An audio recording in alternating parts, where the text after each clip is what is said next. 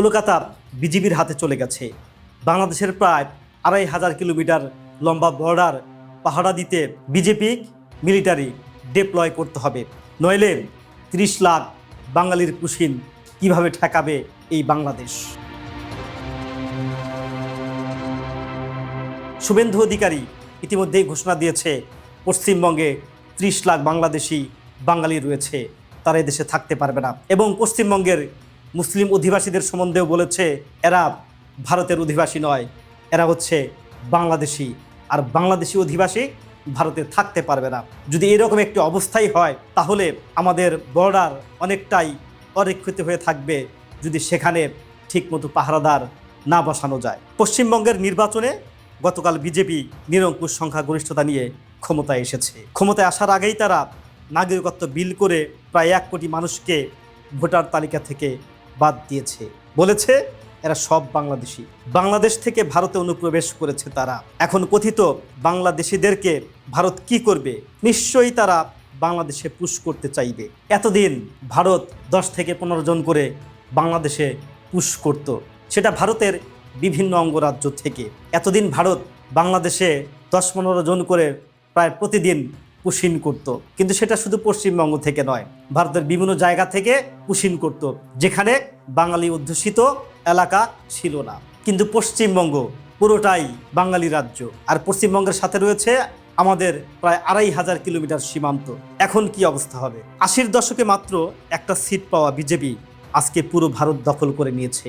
মাত্র কয়েকটা রাজ্য এখন বাকি আছে। বিজেপির উত্থান হয়েছে বাবরি মসজিদ দিয়ে। তারা প্রথমবার ক্ষমতায় এসে বাবরি মসজিদের একাংশ ভেঙে ফেলে। দ্বিতীয়বার ক্ষমতায় আসার আগে নির্বাচনী ইশতেহারের সময় তারা প্রতিশ্রুতি দেয় যে পরের বার ক্ষমতায় আসতে পারলে এই বাবরি মসজিদ পুরোটাই ভেঙে রাম মন্দির করবে, এবং তারা সেই প্রতিশ্রুতি রেখেছে। জাতীয়তাবাদী দলটির উত্থান ঠেকানোর ক্ষমতা ভারতের অন্য কোনো দলের আর রইল না। মোদির উত্থান হিসাবে দেখা হয় ভারতের গুজরাটি মডেল। গুজরাটের কসাই হিসেবে সে আন্তর্জাতিক পরিচিতি পায় যখন সে জাস্ট একজন মুখ্যমন্ত্রী ছিল। ২০০২ সালে গুজরাটের সরকারি স্পন্সর্ড দাঙ্গায় ২০০০-এর বেশি মানুষ মারা যায়, যাদের প্রায় সবাই মুসলমান। সরকারি গাড়িতে করে পেট্রোল দিয়ে মুসলমানদের বাড়িঘর পুড়িয়ে দেওয়া হয়েছিল, মুসলমানদের পুড়িয়ে মারা হয়। মারার নির্দেশ দেন স্বয়ং মোদি নিজে। এই কথা কোর্টে স্বীকার করেছিলেন তৎকালীন রাজ্য পুলিশের প্রধান। গুজরাটে শুধু মুসলমানদের পুড়িয়েই মারা হয়নি, তাদের বাড়িঘর ভাঙা হয়েছে বুলডোজার দিয়ে।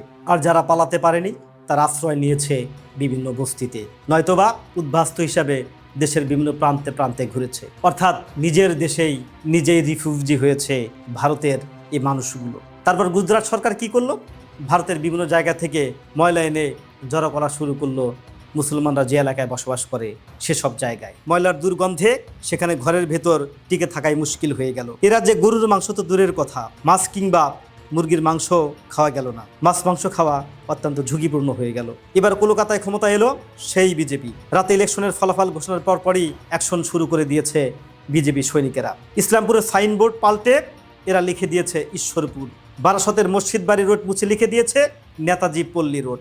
বাঙালির মাছ মাংসের কি হবে সেই প্রশ্ন অনেকটা পরে। ইলেকশনের আগেই যে স্পেশাল ইন্টেন্সিভ রিভিশন বা এসআইআর করে প্রায় কোটি মানুষের ভোটার তালিকা থেকে বাদ দেওয়া হলো, সেটারই এখন কি হবে? নতুন করে আরও কারা বাদ যাবে? বলা হচ্ছে জমি জমার কাগজও নাগরিক হিসাবে প্রমাণে গ্রাহ্য করা হবে না। বাংলা এবং বাঙালিদের প্রতি বিজেপির যে ক্ষোভ ভারতের অন্যান্য রাজ্যে সহজেই চোখে পড়ে। বাংলা ভাষায় কথা বলায় বাংলাদেশি ট্যাগ দিয়ে হামলার ঘটনা নেহাত কম নয়।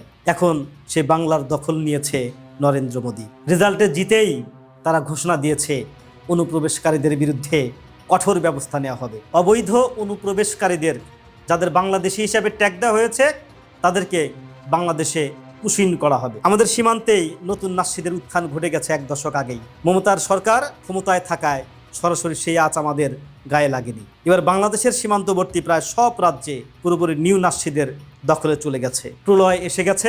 বাংলাদেশ সীমান্তে লাখ লাখ মানুষের ঢেউ সামলাতে বাংলাদেশ পারবে কি, নাকি চোখ বন্ধ করে রাখলেই আমরা ভাবতে পারবো প্রলয় থেমে গেছে?